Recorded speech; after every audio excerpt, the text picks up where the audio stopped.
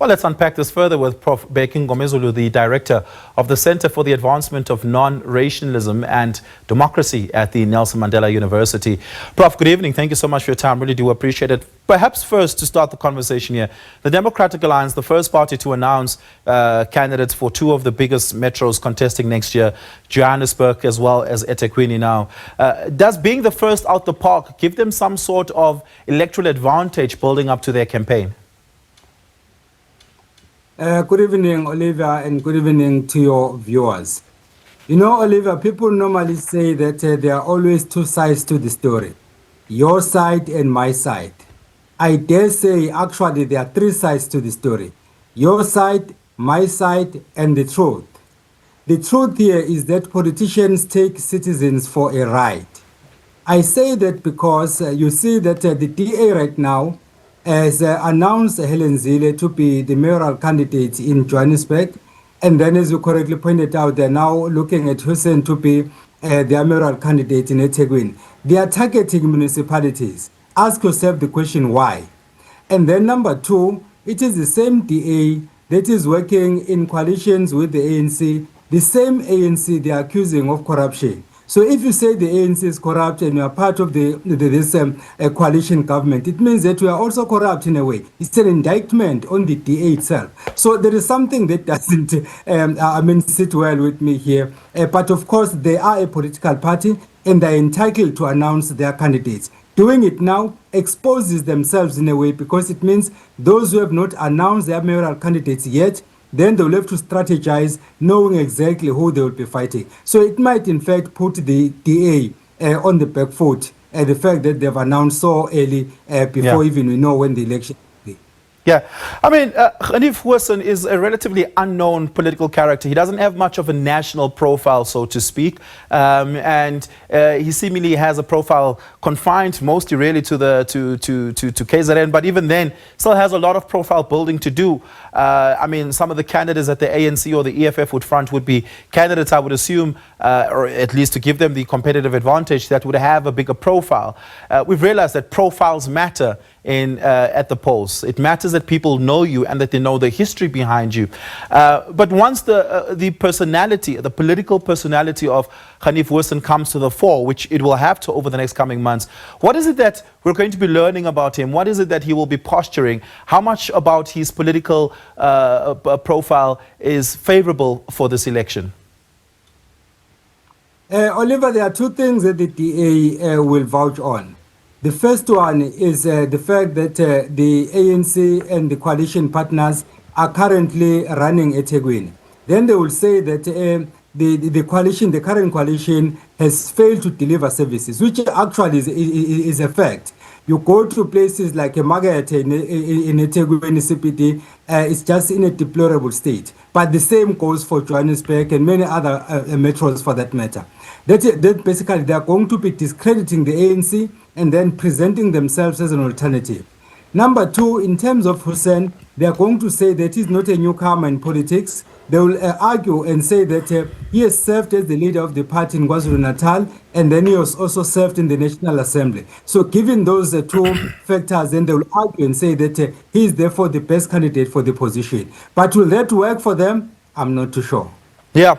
Let's move on to another topic now, which is equally as contentious at the moment, and that is the Patriotic Alliance and their threat to withdraw from the coalition should Kenny Kunene not be reinstated as the MMC of Transport in the city of Johannesburg. Gayton McKenzie says that he is willing and will, if the deadline is on Tuesday, he would resign as the Minister of Sports.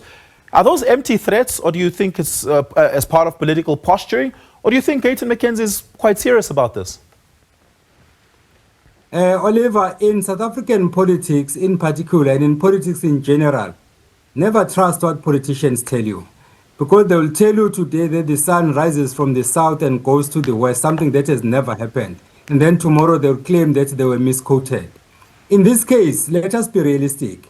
The coalition that we have currently in South Africa, be it at a national level, provincial level, or even in some municipalities, is not based on substance, is not based on truth, is not based on trust. It's just coalition of convenience. So if you feel that you are not being treated fairly, then you can exit at any time because there is nothing that binds you together.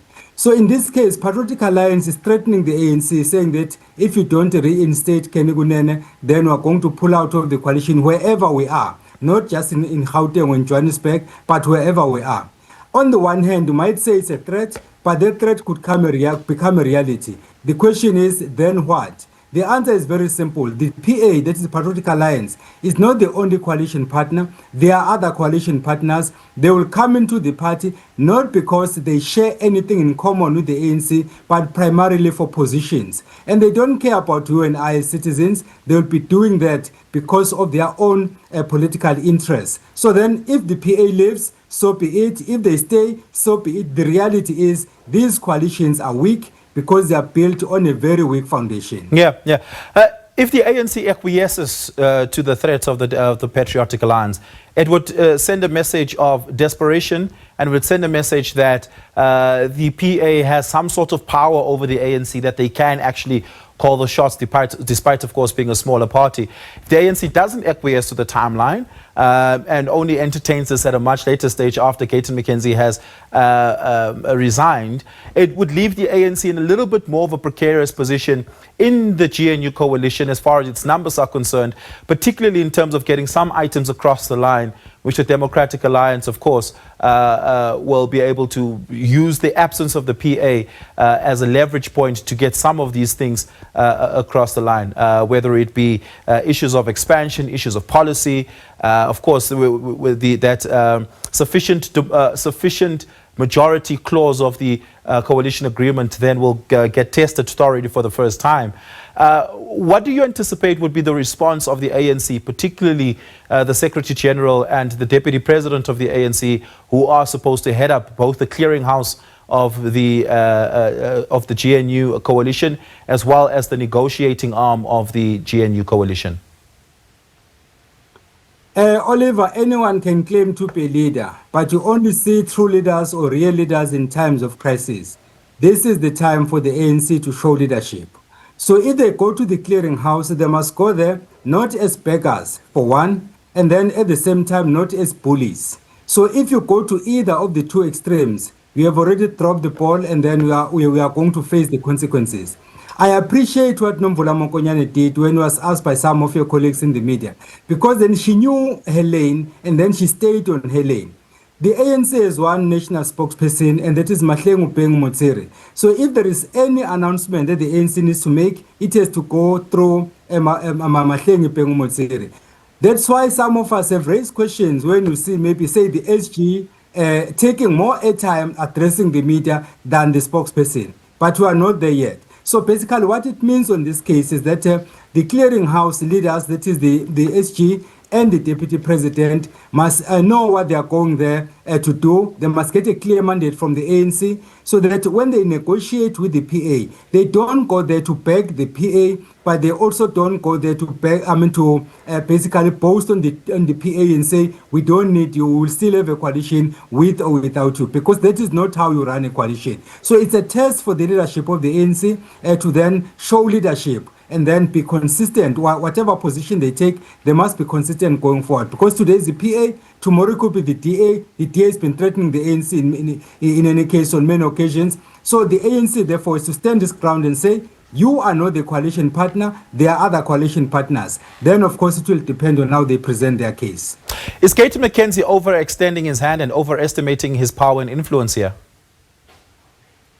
Not at all, because right now, Oliver, you know that with so many political parties trying their luck, anything is possible and any vote matters. Even if we have a by-election, by and large, you will see the national office of each and every political party descending to that area where there's going to be a by-election. Why? Because every vote counts. Even if the Patriotic Alliance had one seat in parliament, it's one seat too many. If you lose that seat, you might in fact lose your control of a municipality or the control of government. So therefore, every vote counts right now. Yeah. Prof. Mngomezulu, thank you so much for your time and your insights. Really do appreciate it. That is Prof. Bheki Mngomezulu, who is the director of the Center for the Advancement of Non-Racialism and Democracy at the Nelson Mandela University.